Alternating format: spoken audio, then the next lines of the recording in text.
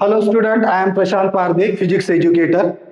विद्यार्थी मित्रांनो, आज आपण इथे एक ऍक्टिव्हिटी पाहणार आहोत. पाल तुम्हाला इथे दिसत आहे दोन बलून हे या पाईपच्या सहाय्याने एकमेकांच्या बाजूला लटकवलेले आहेत आणि त्यामध्ये स्पेस आहे.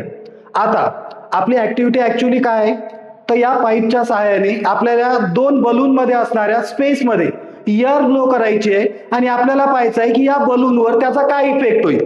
तर पाहिला आता मी या पाईपच्या सहाय्याने या दोन बलून मध्ये एअर ब्लो करत आहे.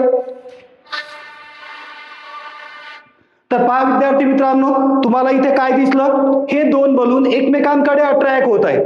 का होत आहे, कारण जेव्हा मी या बलूनच्या मध्ये एअर ब्लो करत आहे त्यामधील एअर पार्टिकल हाय वेलॉसिटीने मूव्ह करत आहे आणि त्यामुळे त्या स्पेस मध्ये लो प्रेशर क्रिएट होत आहे. याच्या उलट जर आपण पाहिलं तर या बलूनच्या आउटसाइडला ऍटमॉस्फेरिक प्रेशर आहे आणि जे या दोन बलून मधील प्रेशर पेक्षा जास्त राहील ते ऍटमॉस्फेरिक प्रेशर या बलूनवर फोर्स एक्झर्ट करतील आणि त्याचमुळे हे दोन बलून एकमेकांकडे अट्रॅक्ट होतील. विद्यार्थी मित्रांनो, बरोबर, म्हणजेच या मागचा जो कन्सेप्ट आहे फिजिक्सचा त्यालाच म्हणू आपण बर्नौलीज प्रिन्सिपल. बर्नौलीज प्रिन्सिपल, बरोबर.